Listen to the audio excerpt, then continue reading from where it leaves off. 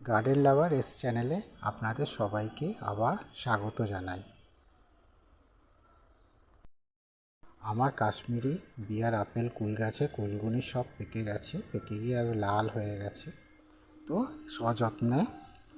এইগুলোকে সযত্নে তুলব আমার গাছ থেকে। দেখুন,